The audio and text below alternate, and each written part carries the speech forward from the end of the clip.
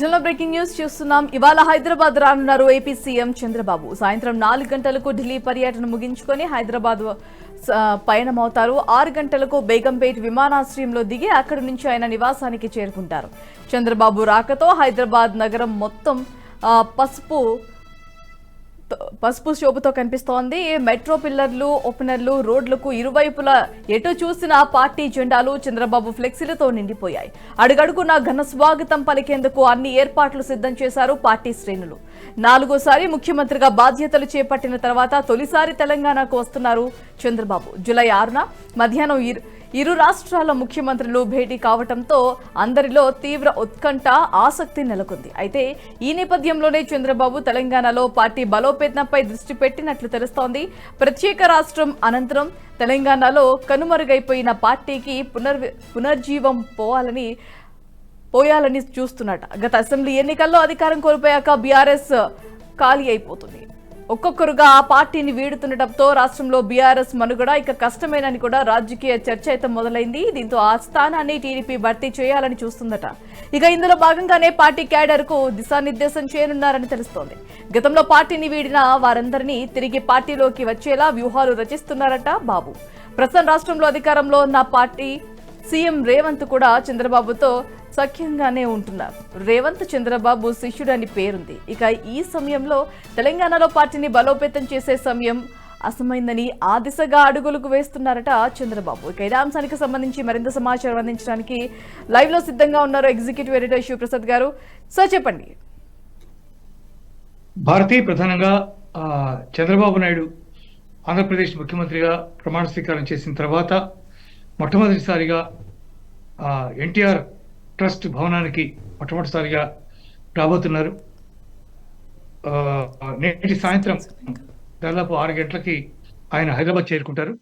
ఢిల్లీలో ప్రస్తుతం ఆయన ముఖ్యమంత్రి హోదాలో పర్యటిస్తున్నారు.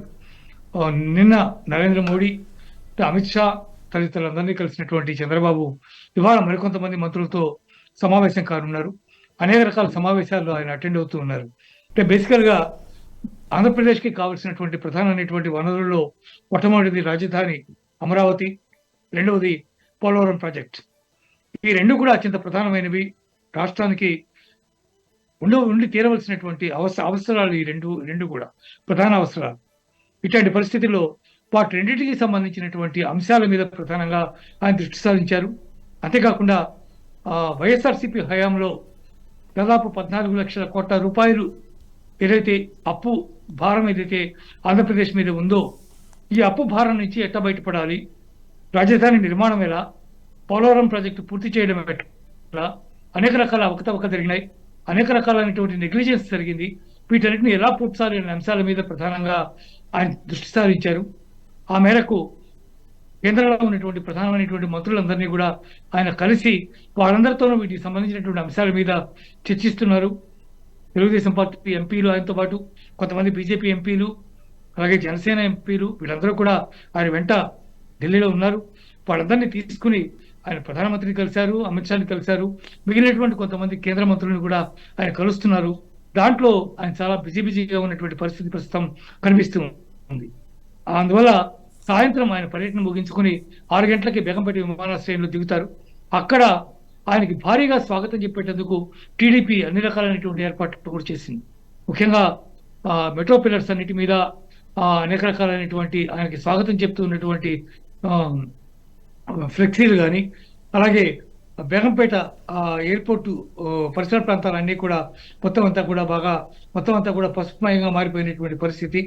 ఆయన ఇంకా శంషాబాద్ లో దిగి అక్కడి నుంచి వస్తారా, లేకపోతే బేగంపేట నుంచి దిగి వస్తారా అనేది ఇంకా స్పష్టత లేదు. కానీ బేగంపేట ఎయిర్పోర్ట్ లోనే దిగే అవకాశం ఉంది అని ఎక్కువ శాతం చెప్తూ ఉన్నటువంటి పరిస్థితి.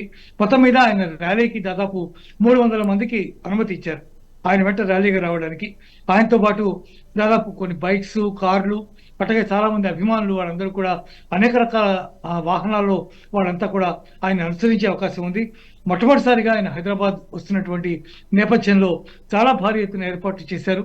అలాగే తెలంగాణ ముఖ్యమంత్రి రేవంత్ రెడ్డితో సమావేశం కూడా ఉంది ఆయనకి రేపు. అందువల్ల ఈ సమావేశంలో విభజనకు సంబంధించినటువంటి అనేక అంశాల మీద ఆయన చర్చించే అవకాశం ఉంది. అందువల్ల దానికి సంబంధించినటువంటి ఏర్పాట్లు కూడా బాగా జరుగుతూ ఉన్నాయి. ఇప్పటికీ విభజనకు సంబంధించి అనేక రకాలైనటువంటి ఇబ్బందులు ఉన్నాయి. ఉద్యోగుల మొత్తం విభజన అంతా కూడా ఇంకా పూర్తి కాలేదు. అలాగే చాలా బకాయిలు ఉన్నాయి. ఇటు నుంచి అటు కానీ అటు నుంచి ఇటు కానీ రావాల్సినటువంటి బకాయిలన్నీ కూడా ఉన్నాయి. అలాగే ఎలక్ట్రిసిటీ సంబంధించినటువంటి అనేక అంశాలు కూడా చాలా కీలకంగా ఉన్నటువంటి పరిస్థితి ఉంది. అనేక భవనాలు, అనేక రకాలైనటువంటి అంశాల మీద ఇంకా క్లారిటీ రావాల్సినటువంటి పరిస్థితి ఉంది. అందువల్ల ఏపీ ఆస్తులు ఏమిటి, తెలంగాణ ఆస్తులు ఏమిటి, వీటికి సంబంధించిన వివరాలన్నీ కూడా రేపు రేవంత్ రెడ్డి, అలాగే ఉప ముఖ్యమంత్రి భట్టి విక్రమార్క, ఇంకా ఎవరన్నా కూర్చుంటారేమో ప్రధానమైనటువంటి మంత్రులు తెలియదు, కానీ వీళ్ళిద్దరూ అయితే ప్రధానంగా రేపు చర్చల్లో ఉంటారు. అందువల్ల వాటన్నిటికి సంబంధించినటువంటి అంశాల మీద కూడా చర్చించనున్నారు. అందువల్ల చంద్రబాబు రాక కోసం చాలా గట్టిగా ఏర్పాట్లు అవి చేస్తూ ఉన్నారు. మరో వంక తెలంగాణలో పార్టీని బలోపేతం చేయడమే ప్రధానమైనటువంటి లక్ష్యంగా చంద్రబాబు పర్యటన కూడా ఉంటుంది అని చెప్పి చాలా మంది చెప్తూ ఉన్నారు. భారతి సార్, గతంలో పార్టీని వీడిన నేతలను తిరిగి రావాలని చేస్తున్నారని ఒక టాక్ అయితే వినిపిస్తుంది. మరి దానికి సంబంధించి ఏమంటారు? డెఫినెట్ గా, ఎందుకంటే ఇప్పుడు ఆంధ్రప్రదేశ్ లో టీడీపీ అధికారంలోకి వచ్చింది. మరోవైపు ఇక్కడ ఉన్నటువంటి చాలా మంది నేతలు, ఇప్పుడు అధికారంలో ఉన్నటువంటి నేతల్లో చాలా మంది తెలుగుదేశం పార్టీ నుంచి వెళ్ళినటువంటి వాళ్ళే, కాంగ్రెస్ లో కానీ బీజేపీలో కానీ. అందువల్ల వాళ్ళందరినీ మళ్ళీ తెలుగుదేశంలోకి రప్పించి తెలుగుదేశానికి మళ్ళీ అక్కడ పునరుజ్జీవం కల్పించాలి అనేటువంటి ఉద్దేశం చంద్రబాబుకి ప్రధానంగా ఉన్నట్టుగా తెలుస్తుంది. ప్రధానమైనటువంటి అడ్డంకి అయినటువంటి బీఆర్ఎస్ దాదాపు పూర్తిగా ఉనికిని కోల్పోయే పరిస్థితిలో ఉంది. మన జరిగినటువంటి పార్లమెంట్ ఎన్నికల్లో ఒక్క స్థానాన్ని కూడా గెలవలేకపోయింది. మరోవైపు కాంగ్రెస్ పార్టీ ముఖ్యమంత్రిగా ఉన్నటువంటి రేవంత్ రెడ్డి కూడా తెలుగుదేశం పార్టీ నుంచి వచ్చినటువంటి వ్యక్తే. అంటే ఆయన ఏదో తెలుగుదేశం పార్టీకి ఫేవర్ చేస్తారు, తెలుగుదేశం పార్టీ డెవలప్ అవడానికి ఆయన ఏదో కృషి చేస్తారు అని కాదు. ఆయనతో కూడా సత్సంబంధాలు ఉన్నాయి కాబట్టి ఇక్కడ తెలుగుదేశం పార్టీ డెవలప్మెంట్ కోసం ప్రయత్నం చేసే అవకాశం ఉంది. చాలా మంది ఇక్కడి నుంచి వెళ్ళిపోయిన వాళ్ళందరినీ కూడా మళ్ళీ వెనక్కి పిలిచేటటువంటి పరిస్థితి ఉంది. వీటిని కూడా ఆలోచించుకుని ఆయన తెలుగుదేశం పార్టీ శ్రేణులకి ఆయన దిశానిర్దేశం చేయబోతున్నట్టుగా సమాచారం. ఎన్టీఆర్ ట్రస్ట్ భవన్లో తెలంగాణ నేతలు ఎవరైతే మిగిలి ఉన్నారో ఆ నేతలందరితో కూడా ఆయన సమావేశం కానున్నారు. చాలా మంది వెళ్ళిపోయారు. శ్రీపతి మొన్నటి దాకా ఉన్నటువంటి చాలా మంది నేతలు వెళ్ళిపోయినటువంటి పరిస్థితి ఉంది. కాసాని జ్ఞానేశ్వర్ ఎలక్షన్స్ ముందు వరకు కూడా తెలుగుదేశం పార్టీతో ఉండి ఎలక్షన్ టైంలో ఆయన అక్కడి నుంచి వెళ్ళిపోయి బీఆర్ఎస్ లో జాయిన్ అయిపోయారు. అంత క్రితం ఉన్నటువంటి ఎల్ రమణ టీడీపీ వీడి బీఆర్ఎస్ లో చేరారు. అట్లాగే ఇంకా చాలా మంది నేతలు ఉన్నారు. అందువల్ల వాళ్ళందరూ కూడా మళ్ళీ వెనక్కి రావాలని చెప్పి ఆయన ఆకాంక్షిస్తున్నారు. ఆ మేరకు ఉన్నటువంటి తెలంగాణ నేతలందరికీ కూడా ఆయన దిశానిర్దేశం చేయబోతున్నారు. అందరికీ కూడా పిలుపులు ఇస్తారేమో వేచి చూడవలసినటువంటి పరిస్థితి ఉంది. భారతి రైట్ సార్, చంద్రబాబు, లోకేష్ కూడా వారి వారి పనుల్లో బిజీగా ఉండే అవకాశాలు ఉన్నాయి. మరి తెలంగాణలో బాధ్యతలు ఎవరికి ఇచ్చే అవకాశాలు ఉన్నాయని అంటారు? అంటే ఇంతవరకు ఇంకా దాని మీద ఉన్న పెద్ద నేతలు ఎవరు లేరు. ప్రస్తుతం ఉన్నటువంటి వాళ్ళు ఎవరు కూడా భారీగా చెప్పుకోదగ్గ స్థాయిలో ఉన్నటువంటి నేతలు ఎవరు కూడా లేరు. అందుకే మిగిలినటువంటి పార్టీ శ్రేణులందరికీ కూడా ఆ దిశానిర్దేశం చేయబోతున్నారు. ఆ పార్టీ కొంత బలపడిన తర్వాత ఎవరెవరు వస్తారు, ఏమవుతుంది, ఇవన్నీ చూసిన తర్వాత మాత్రమే దీనికి సంబంధించినటువంటి నాయకత్వం ఎవరికి ఇవ్వాలి అని ఆలోచించే అవకాశం ఉంది. అరవింద్ కుమార్ గౌడ్ లాంటి కీలక నేతలు హైదరాబాద్ సిటీలో ఉన్నారు. అట్లాగే కాటగడ్డ ప్రసన్న లాంటి సీనియర్ మోస్ట్ నేత ఆవిడ కూడా హైదరాబాద్ సిటీలో ఉన్నారు. ఇట్లా చాలా మంది నేతలు సీనియర్లు చాలా మంది ఉన్నారు. వాళ్ళందరితో ఆలోచించిన తర్వాత ఏ రకంగా ఉంటుంది పార్టీ, ఎట్లా బలోపేతం అవుతుంది, ఎంతమంది వస్తారు, ఎవరైనా జాయిన్ అవుతారా, జాయిన్ అవరా, మళ్ళీ పార్టీకి పునరుజ్జీవం పోయడం సాధ్యపడుతుందా పడదా, తదితర అంశాలన్నీ కూడా ఆయన రేపు సమావేశం తర్వాత క్లారిటీ వచ్చే అవకాశం ఉంది. అవన్నీ చూసిన తర్వాత అప్పుడు దాని మీద ఆయన ఏదైనా స్పష్టత ఇచ్చే పరిస్థితి కనిపిస్తుంది. Bharat sir, finally junior NTR కూడా తెరపైకి వచ్చే అవకాశాలు ఉన్నట్లుగా కనిపిస్తున్నాయి. అది ఎంతవరకు నిజం అంటారు? దానికి సంబంధించిన జూనియర్ ఎన్టీఆర్ ఇప్పటి వరకు జరిగినటువంటి పరిణామాలు కనుక చూస్తే ఆంధ్రప్రదేశ్ రాష్ట్ర ఎలక్షన్స్ లో కానీ, లేదా అంతకుముందు ప్రచారంలో కానీ, లేదా పార్లమెంట్ ఎన్నికల్లో కానీ ఎక్కడ కూడా జూనియర్ ఎన్టీఆర్ ప్రస్తావన కానీ, జూనియర్ ఎన్టీఆర్ తెర మీదకి రావడం కానీ జరగలేదు.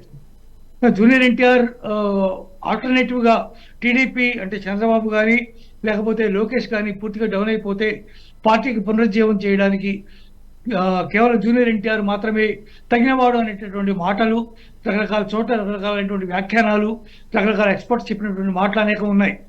ఇట్లాంటి నేపథ్యంలో వాళ్ళిద్దరూ మళ్ళీ అధికారంలోకి వచ్చారు. అధికారం పూర్తిగా సంపూర్తిగా వాళ్ళకుంది ప్రస్తుతం ఆంధ్రప్రదేశ్లో. దానికి తగ్గట్టుగా బాగా చేయాలనేటటువంటి సంకల్పం కూడా చాలా స్పష్టంగా కనిపిస్తూ ఉంది. రాజధాని నిర్మాణం విషయం కానీ, పోలవరం నిర్మాణం విషయం కానీ, మిగిలిన ప్రజలకు సంబంధించినటువంటి అనేక అంశాలు కానీ ఇవన్నీ కూడా చాలా సీరియస్ గా తీసుకుని చేస్తున్నటువంటి పరిస్థితిలో ఎన్టీఆర్ ఏ మేరకు పార్టీలో కీలక పాత్ర వహిస్తారు, ఏ రకంగా ఆయన ఎంటర్ అవుతారు అనేది చెప్పడం కష్టసాధ్యమైనటువంటి విషయం.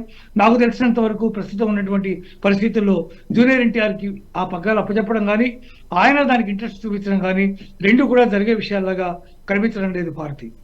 Right sir, thanks for the update. ఈ వీడియో మీకు నచ్చినట్టయితే లైక్ చేయండి, 10 మందికి షేర్ చేయండి. అలాగే కామెంట్ల రూపంలో మీ అభిప్రాయాలను మాతో పంచుకోండి. Nationalist hub group of channels ను సబ్స్క్రైబ్ చేసుకుని తెలుగునాట జాతీయవాద జర్నలిజాన్ని ప్రోత్సహించండి. ఈ వీడియో కింద ఉన్న బెల్ ఐకాన్ పై క్లిక్ చేయడం మర్చిపోవద్దు.